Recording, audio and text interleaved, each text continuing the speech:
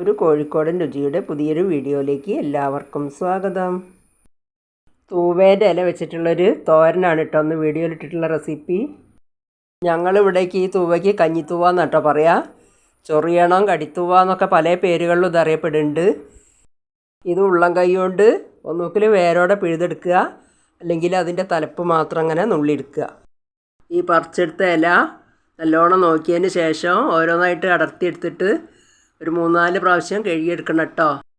ഈ ഇല പറിച്ചെടുക്കുന്ന സമയത്ത് ശരീരത്തിൻ്റെ വേറെ ഏതെങ്കിലും ഭാഗത്ത് ഈ ഇല തൊടുകയാണെങ്കിൽ ഭയങ്കര ചൊറിച്ചിലാണ് കേട്ടോ. ഇത് ചെറുതായിട്ട് അരിഞ്ഞെടുക്കണം. കൈ കൊണ്ട് ഇങ്ങനെ പിച്ചെടുത്താലും മതി കേട്ടോ. ഒരു ചീനച്ചട്ടി അടുപ്പത്തേക്ക് വയ്ക്കുക. ഒരു 1.5 ടേബിൾ സ്പൂൺ വെളിച്ചെണ്ണ ഞാൻ അതിൽ ഒഴിച്ചെടുത്തിട്ടുണ്ട്. ഇപ്പോൾ വെളിച്ചെണ്ണ ചൂടായിട്ടുണ്ട്. ഒരു 3/4 ടീസ്പൂൺ കടുകയിലിട്ടിട്ട് പൊട്ടിക്കുക. ഇപ്പോൾ കടുക് നല്ലോണം പൊട്ടി വന്നിട്ടുണ്ട്. ഇനി ഒരു 4 ചെറിയ ഉള്ളിയും 2 വറ്റൽമുളകും മുറിച്ചിട്ട് അതിലിട്ടിട്ടൊന്ന് മൂപ്പിച്ചെടുക്കുക.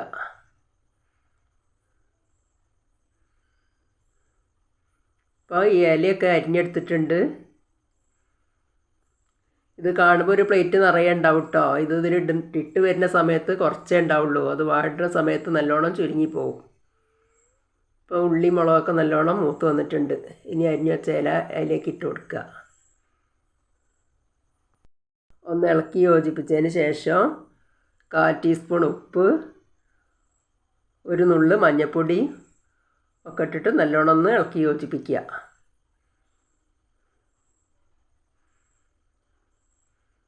എന്നിട്ട് ഇത് അടച്ച് വയ്ക്കൊന്നും വേണ്ട, അങ്ങനെ തന്നെ ഒന്ന് കൂട്ടി വെച്ചിട്ട് വേവിച്ചെടുക്കുകയാണ് വേണ്ടത്. ഇത് വല്ലാതെ വേവില്ലാത്ത ഇലയാണ്. ഇന്നൊരു വെള്ളം ഇങ്ങനെ ഊർന്ന് വരും. അപ്പോൾ അടച്ച് വെച്ചാൽ ആവി വെള്ളം വീണ്ടും വല്ലാതെ വെള്ളം കൊണ്ടായി പോവും.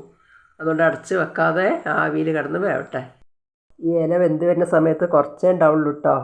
അധികം ഒരു വെള്ളമയാണ്. അതിങ്ങനെ ഡ്രൈ ആക്കി എടുക്കണം. ആ വെള്ളമൊക്കെ വറ്റി വരുമ്പോഴേക്കും ഇതിലേക്ക് ഒരു അരപ്പ് തയ്യാറാക്കണം. ഇനി ഞാൻ 1 കപ്പ് തേങ്ങ, ഒരു പച്ചമുളക്, ഒരു 3 വെളുത്തുള്ളിയാണ് കേട്ടോ ചതക്കി എടുത്തിട്ടുള്ളത്. ഇപ്പോൾ ഈ ഇലയൊക്കെ നല്ലോണം വെന്ത് ഡ്രൈ ആയി വന്നിട്ടുണ്ട്. ഇനി ആ ചതച്ച് വെച്ച അരപ്പുണ്ടല്ലോ അത് ഇതിൻ്റെ നടുവിലായിട്ട് ഇങ്ങനെ ഇട്ട് കൊടുക്കുക. ഇതങ്ങനെ തട്ടിപ്പൊത്തി വെക്കാനുള്ള ഇലയൊന്നുമില്ല, ഇല കുറച്ചേ ഉള്ളൂ വാടിയപ്പം.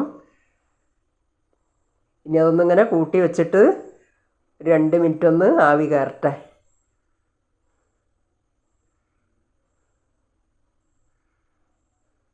ഇപ്പോൾ 2 മിനിറ്റ് ആയിട്ടുണ്ട്. ഇനി നല്ലോണം ഒന്ന് ഇളക്കി യോജിപ്പിക്കുക.